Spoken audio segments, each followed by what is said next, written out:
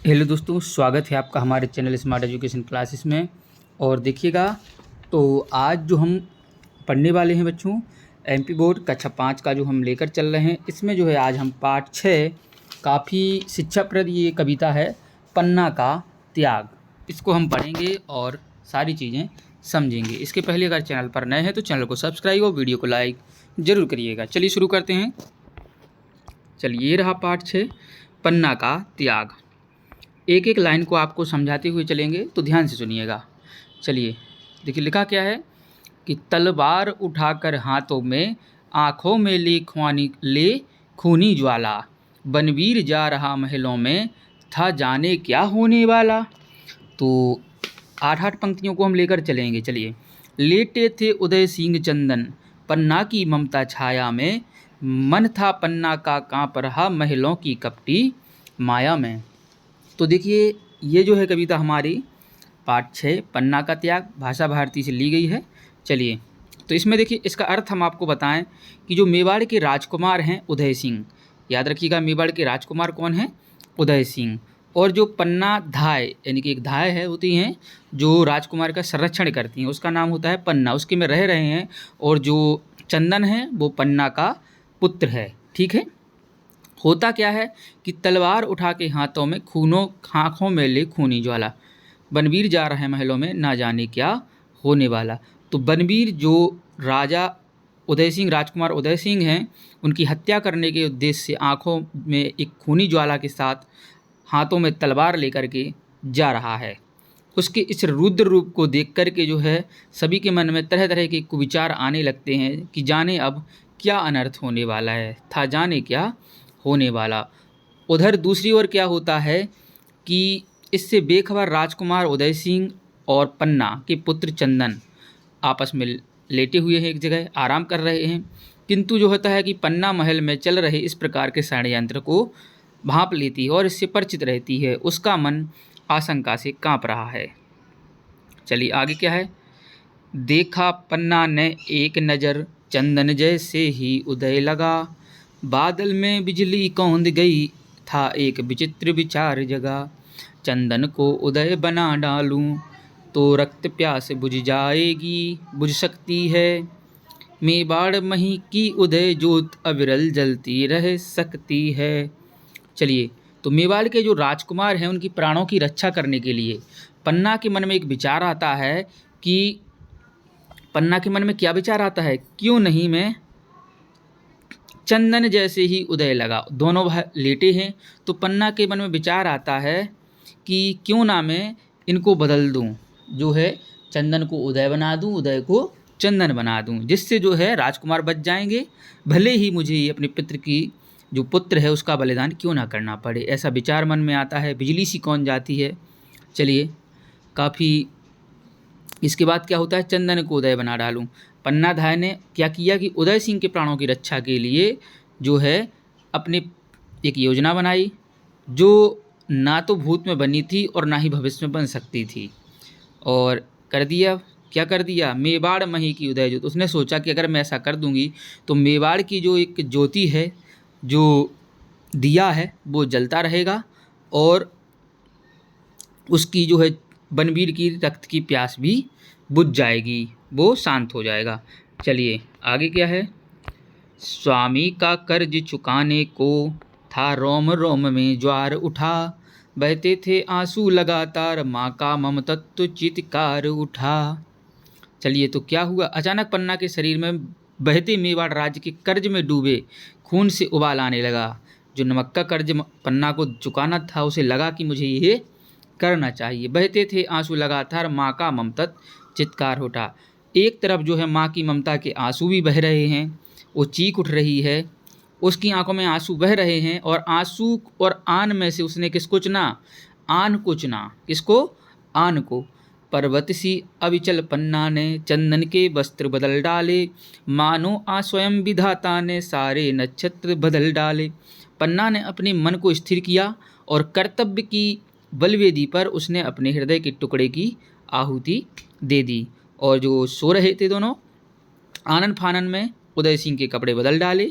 और पन्ना का यह रूप देखकर ऐसा लगता है कि मानो स्वयं ईश्वर ने प्रकृति के नियमों को बदल दिया हो, मानो आ स्वयं विधाता ने सारे नक्षत्र बदल डाले, विधाता ने सारे नक्षत्र बदल दिए हों।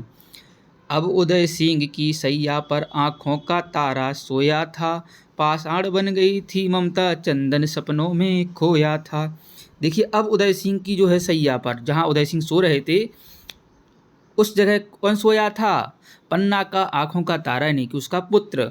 और पाषाण बन गई थी ममता, पाषाण यानी कि पत्थर, तो ममता जो है पत्थर बन चुकी थी और चंदन अभी सपनों में खोया था कि वो तो सो रहा है। आगे क्या हुआ? पत्तल दोनों के बीच छिपा, महलों से कीरत निकल चला, उदय सिंह की रक्षा का पन्ना को दृढ़ विश्वास दिला। तो दोनों पत्तलों के बीच जो है उदय सिंह को किसने छुपाया? कीरत ने छिपाया और महलों से बाहर ले जाने लगा, और उदय सिंह की रक्षा का पन्ना को विश्वास दिलाया कि मैं उदय सिंह को बाहर ले जाता हूँ और इनकी रक्षा करता हूँ। तभी क्या होता है? एक चमक सी जाग उठी पन्ना की कातर आँखों में, इतने में हाहाकार मचा यमराज आ गया महलों में। एक चमक सी जाग उठी पन्ना की कातर आँखों में, पन्ना की आँखों में एक चमक सी दिखने लगी, क्योंकि वो जो चाहती थी कि उदय सिंह के प्राणों की रक्षा हो, तो वो चीज़ होती जा रही थी। और इतने में हाहाकार मचाता हुआ कौन आ गया? बनवीर आ गया, यमराज आ गया महलों में, यानी कि बनवीर आ गया एक काल की तरह। पन्ना सहमी सी खड़ी रही, कल्पित कर से संकेत किया, मृगी के छोने को सिंह के हाथों सौंप दिया। पन्ना सहमी सी खड़ी रही डर के मारे, और कंपित कर में संकेत किया। बनवीर आता है, बोलता है कहाँ है उदय सिंह? तो पन्ना हाथ से इशारा कर देती कि ये है। वो एक मृगी के छोने को, मृगी होती है हिरणी, और छोना कहते हैं उसके जो नादान बच्चा होता है उसके लिए। तो एक मृगी ने छोने को, एक हिरणी ने अपने छोने को सिंह के हाथों सौंप दिया, शेर के हाथ में सौंप दिया। इस तरह का कुछ दृश्य सामने दिख रहा है। तत्काल लपक तलवार उठी, सोंड़ित से रंगा बिछोना था, मेवाड़ सूरज रक्षा हित मृत पड़ा सामने छोना था। तत्काल लपक तलवार उठी, सोंड़ित से रंगा बिछोना था। तत्काल बनवीर ने तलवार निकाली और लपक करके मार दी, और सोंड़ित से रंगा बिछोना था, और रक्त से सारा जो है बिस्तर रंग गया। मेवाड़ी सूरज रक्षा हित, मेवाड़ की रक्षा के लिए मृत पड़ा सामने छोना था। मेवाड़ की रक्षा के लिए उसने अपने पुत्र को बलिदान कर दिया, सामने जो है मरा हुआ डला है। धरती अंबर थे काँप उठे, इस प्रकार का दृश्य देखकर जो है धरती अंबर भी काँप उठे। धन्य हो गई थी पन्ना, पन्ना धाय धन्य हो चुकी थी अपने इस बलिदान के लिए। इतिहास सदा दोहराएगा स्वामी भक्ति का यह पन्ना, और इतिहास सदा दोहराएगा स्वामी भक्ति, स्वामी की भक्ति का यह पन्ना। पन्ना कहेंगे यहाँ पर हम पेज के लिए, ठीक है।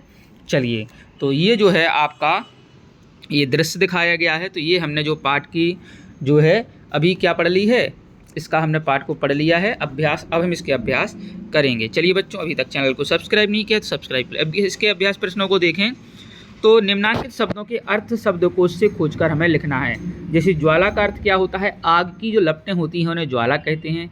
कपटी किसको कहते हैं? जो छली होता है, जैसे बनवीर था।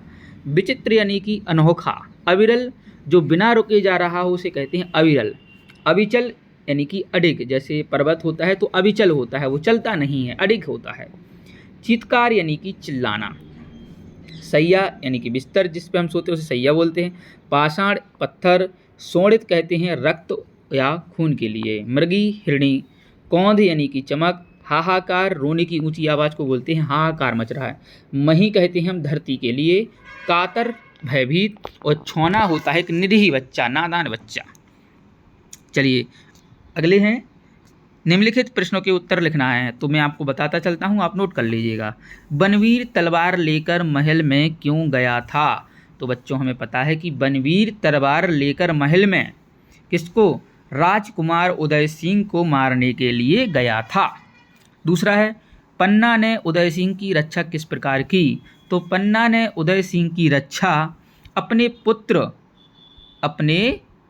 पुत्र क्या नाम था बताइएगा? जो चंदन है उसके प्राणों का बलिदान देकर की। उदय सिंह को बचाने में कीरत ने किस प्रकार सहायता की? तो उदय सिंह को बचाने में कीरत ने उन्हें दोना पत्तल में छुपाकर राजमहल से बचाकर निकालने में सहायता की। चंदन की हत्या किसने की? चंदन की हत्या बनवीर ने की। पन्ना क्यों प्रसिद्ध है? तो पन्ना अपनी स्वामी भक्ति के लिए प्रसिद्ध है। चलिए ये हो गए। आगे है कविता की इन पंक्तियों को पूरा करना है। बादल में बिजली कौंद गई, था एक विचित्र विजार जगा। आगे है दूसरी, चंदन को उदय बना डालूं तो रक्त प्यास बुझ सकती है। बहते थे आंसू लगातार, माँ का ममता चित्कार उठा। पाषाण बन गई थी ममता, चंदन सपनों में खोया था। इतने में हाहाकार मचा, यमराज आ गया महलों में। इतिहास सदा दोहराएगा स्वामी भक्ति का यह पन्ना। तो ये पंक्तियां आप देखकर भी पूरी कर सकते हैं, कोई कठिन कार्य नहीं है। चलिए नीचे लिखे भाव या विचार कविता की जिन पंक्तियों में आए हैं वे पंक्तियां लिखना है। जैसे पहला लिखा है कि उदय सिंह और चंदन पन्ना की ममतामयी छाया में लेटे थे, तो ये पंक्ति आपको मिल जाएगी। लेटे थे उदय सिंह चंदन पन्ना की ममता छाया में। दूसरा है बनवीर महल में जा रहा था, क्या पता क्या होने वाला था। तो बनवीर जा रहा महलों में, था जाने क्या होने वाला। आगे है उदय सिंह को पत्तल दोना के बीच छिपाकर कीरत महल से गया। तो पत्तल दोनों के बीच छिपा महलों से कीरत निकल चला। आगे है एक हिरणी ने अपने बच्चे को सिंह के हाथों में सौंप दिया। तो एक मृगी ने छोने को सिंह के हाथों में सौंप दिया। मेवाड़ के राजकुमार की रक्षा के लिए पन्ना के सामने उसका पुत्र मृत पड़ा था। मेवाड़ी सूरज रक्षा हित मृत पड़ा सामने छोना था। आगे है मानो स्वयं विधाता ने ही सभी नक्षत्र बदल दिए। मानो स्वयं विधाता ने सारे नक्षत्र बदल डाली। ये हो गया इन पंक्तियों, ये जो लाइनें हैं इनके लिए पंक्ति हो गई। इसके बाद निम्नलिखित शब्दों के शुद्ध उच्चारण कीजिए और लिखिए। तो देखिए इनको बच्चों को बोलना है विचित्र, आपको बोलना है विचित्र, कंपित, नक्षत्र, इनका शुद्ध उच्चारण करना है। दृढ़, हाहाकार, कातर, अविरल, अविचल, पाषाण, ममता, ममत्व, मृगी, मृत और मृगी। चलिए इस प्रकार से आगे आपको शुद्ध रूप लिखने हैं इनके। तो प्रयास नहीं होता है, प्यास होता है। करज नहीं कर्ज होता है। जवार नहीं ज्वार होता है। पर्वत ऐसे लिखते हैं वापिरा लगा के। वस्तार नहीं वस्त्र होता है। चीतकार नहीं चित्कार होता है। आगे है इनके आपको क्या करना है, निम्नलिखित शब्दों की समान तुक वाले शब्द कविता से खोज कर लिख। समान तुक, जैसे भाप का क्या हो कांप, झपटी का कपटी, मलती का जलती, अस्त्र का वस्त्र, दमक चमक का दमक का चमक, झपक का लपक, रक्त का। अब इनको करना है पर्यायवाची लिखने हैं अगले में। तो रक्त को कहते हैं खून, लघु, और एक और मैंने आपको बताया था क्या कहते हैं, शोणित। शोणित इस प्रकार से लिखते हैं, ये भी था। महल का रंगमहल, राजभवन, हवेली इत्यादि हो सकते हैं। पाषाण का पत्थर, चट्टान, प्रस्तर। मही कहते हैं पृथ्वी, धरा, भूमि। पर्वत पहाड़, गिरी, पर्वत। वस्त्र को वसन, अंबर, चीर। शब्दों के विलोम लिखना है।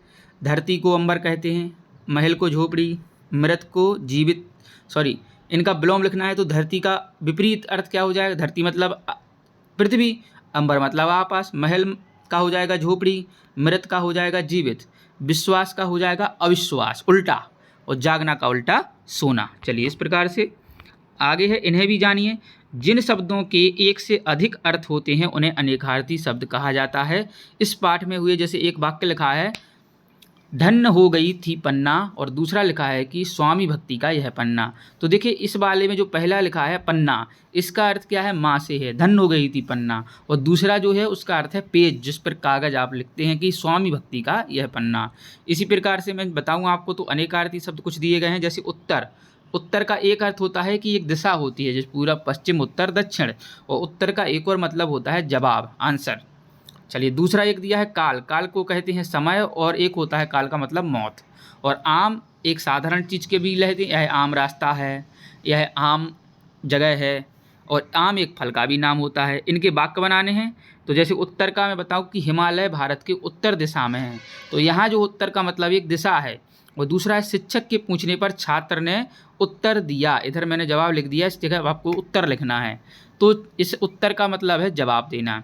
काल की बात करूं तो काल चक्र बड़ा बलवान होता है। काल यानी कि समय बहुत बलवान होता है, और काल के हाथों से कोई बच नहीं सकता। इधर मौत है कि मौत के हाथों से कोई बच नहीं सकता। आम का होता है यह आम रास्ता नहीं है, और अगला है आम फलों का राजा है। तो देखिए दोनों जगह आम लिखा है लेकिन अर्थ विपरीत है, तो इन्हें कहते हैं अनेकार्थी शब्द। चलिए ठीक है, तो ये था हमारा पार्ट 6 पन्ना का त्याग। और इसके बाद ये सीरीज आपकी चलती रहेगी। वीडियो अधिक से अधिक शेयर करिए अपने दोस्तों के साथ, जैसे हमें भी मोटिवेशन मिले बच्चों। चलिए वीडियो को लाइक शेयर और चैनल को सब्सक्राइब जरूर करिएगा। धन्यवाद। जय हिंद, जय भारत।